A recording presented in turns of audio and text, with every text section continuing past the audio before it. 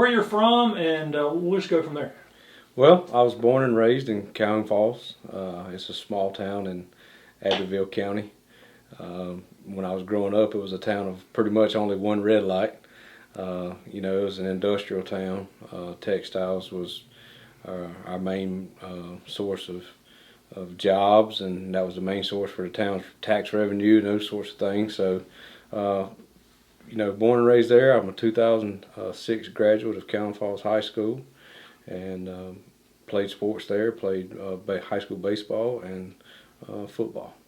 And how long did you always know you were going to be interested in law enforcement? How'd you get interested in law enforcement? Well, growing up, one of my favorite shows was Cops, and then you know you had Emergency 911, and I'm a big fan of Andy Griffith, and you know, so it's you know, law enforcement has always been one of those things that was intriguing for me. You know, I was always considered the military as well, which I never did.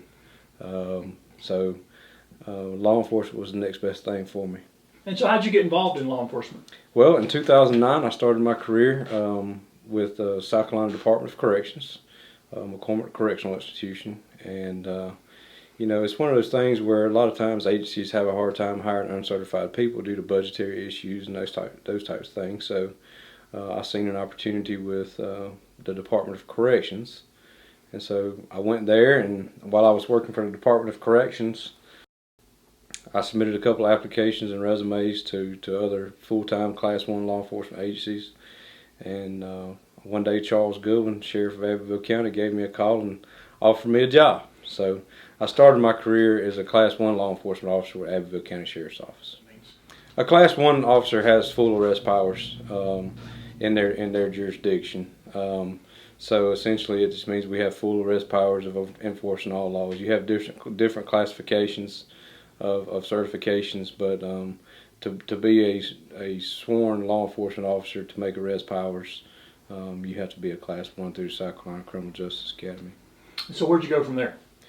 Well, when I left Abbeville County Sheriff's Office, I spent a real short stint with the city of Honeypath, the town of Honeypath. I was there for a really minute amount of time, it was a couple of months, and then I left there and went to Anderson County Sheriff's Office under John Skipper was the sheriff at the time there. And I left Anderson County Sheriff's Office and went back to Abbeville County under Sheriff Ray Watson. And then from there, came to here? Is that the next, or you got another move in there somewhere? There was one more small move in there. That's not unusual in law enforcement. I mean, when I've talked to people seem to, you know, that's not a real unusual path for people to go multiple places. Well, I mean, it's not something that you want to make a habit of. You don't want to make a habit of jumping around a whole lot, but you know, when opportunities present themselves that you think is going to be beneficial for you, and especially with your career progression, and you know, some of your larger agencies have more opportunities for career progression than others. So, you know, when I left Abbeville County for the second time, I had intentions of trying to finish my degree, and so I took a school resource officer position with the town of Ivor Police Department. And so I spent a short time as a school resource officer at Star Ivor Middle School there, and then I left there and came here. And so you've been here how long now? I'm in my third year. My third year with the city of Belton, yes. And you mentioned Mayberry. Is it like being the sheriff of Mayberry here in Belton, or you got more serious crimes to deal with? Well, it's a little bit more serious than Mayberry. You know, we have to deal with more things than a loaded goat and Otis. If it was that simple, then we would be doing okay. But no, our crimes vary in severity. I mean, we have everything from homicide to petty theft. You know, it's one of those things to where we're in a central part of the county where, you know, we're the second largest municipality outside the city of Anderson, and so we're between Greenville and Anderson. And so, you know, a lot of our, you know, narcotics traffic and stuff tries to come through Belton, get into the interstates and other major highways and those sorts of things. So a lot of ours filters in from people trying to get place to place at the larger cities. And how big is your force here? We have 13 currently. That's myself included. So we have it is 10 officers for road patrol assignments, and then we also have 3 school resource officers. You touched on this just a second ago, but what are the challenges? What are some of the big challenges y'all face? Because this is a growing area too. It is, and one of our biggest challenges, I think, is probably the number of calls versus the amount of officers that we have. Excuse me. We recently pulled some statistics from Anderson County's telecommunication centers for our responses last year, and even during a COVID year, we responded to around 8,600 calls. That's a lot of calls for 13 people. That is a lot of calls for 13 people, and keep in mind, 3 of those 9 months out of the year is assigned to a school. So it is a lot of calls for 10 officers, yes. Well, and you get a lot of people, I mean, before we started here, somebody just wandered in wanting to get updates on something. Do you get a lot of that, just they feel like they just can walk in, and is that part of being in a small town, Chief? It is, and we want to keep that. We want to keep that feel that, we have open door policies. We want to bridge the gap between the community of all demographics. We want them to feel welcome here at the Belton Police Department because, we serve all people. And so, we welcome walk-ins here. Being a smaller agency, as the chief of police, I get to interact with the public more than some of your larger agencies, which I think is really beneficial. Because, like Sheriff McBride and other larger agencies, they may not have time to interact with the public as much as they would like. And I'm sure that Sheriff McBride and Chief Stewart at larger agencies, they would love to be able to sit down with someone to just walk in and talk, but they have such a large area to cover and so much more personnel to handle. So I think it's a real good benefit to be able to interact with the public as much as we do. You've been interim here for a while now, right? The week that they formally offered me the full-time position, I had been doing it for 7 weeks. That's correct. And do you feel like you have good support from your council and administration and all here in Belton? Absolutely, absolutely. And how important is that when you're a sheriff? Well, I mean, it's obviously important. You have to have that relationship, and they can only do what they can do.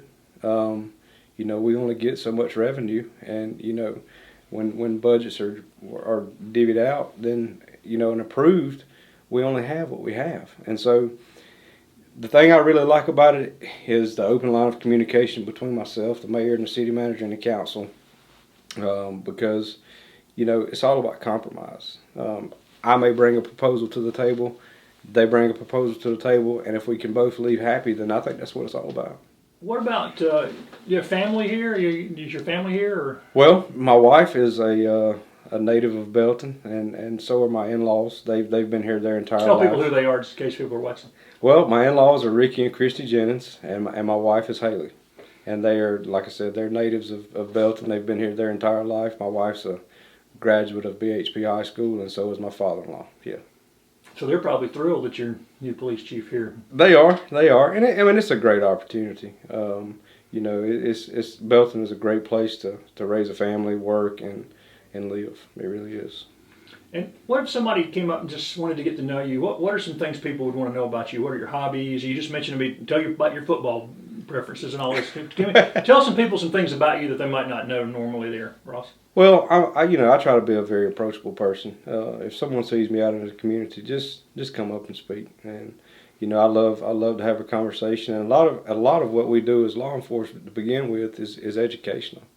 A lot of people have misconceptions of what they think something is that we want to try to get some clarity for them. And so the biggest thing is if you see me out in the community, or if you see any of my officers out in the community, interact with them, and that's the only way we're ever going to bridge the gap between our community and our law enforcement. But as far as me, I'm an avid football fan. I'm a born and bred Gamecock fan. So I love my Gamecocks. They're not always successful, but at the end of the day, that's what we have to. That's who I pull for. Now you know, my wife's a BHP graduate. I enjoy going to BHP games and those types of things. So, you know, enjoy spending time with my family. Got 4 girls between my wife and I, and so they keep us busy. They age in ranges from 12 to 5, and they're all girls. So we have our hands full for sure. Where would you like to see the department 5 years from now? Do you have any like a plan you'd really like to see put in place to move y'all ahead? Yeah, I think one of the biggest things that we need to do that I don't necessarily think's been being done in years past, and that's in no shape, form a knock to any previous administration whatsoever. But one of the things that I think that we should utilize more is our grant system. You know, we really need to try to get in tune and submitting grants and those sorts of things that we qualify for, because we are a smaller department with a smaller budget. And so any funding that we can get and receive that's going to be beneficial from a technology standpoint to an equipment standpoint to anything, I think we need to really dig into federal grants and state grants, those sorts of things. That being said, we just, right now there's been so much convolution and so much worry and stress about who was going to be the next guy during the transition and those sorts of things. So now that, you know, there is no more worry and stress of who it is, I think that gives us a really good starting point to be able to create some stability. You know, being a smaller department, we can't offer lucrative incentive packages. We can't offer lucrative pay and those sorts of things. So it's going to be one of my top priorities to create, creative ways to make people stay for retention purposes. That is my number one goal, to make this somewhere that people want to come work and want to stay. I'm not so naive to believe that we're going to keep everyone that we currently have for their entire career, and that's okay. Because if they have an opportunity that's going to be better for them and their family, then, you know, we're going to wish them well. But just working on building our stability and retention. And has your experience been good with cooperative efforts throughout the county? If y'all have to cooperate with the county, has it been pretty good law enforcement cooperation? Absolutely. As a matter of fact, laying here on my desk is a mutual aid agreement with the town of Honeypath and Chief Bozeman.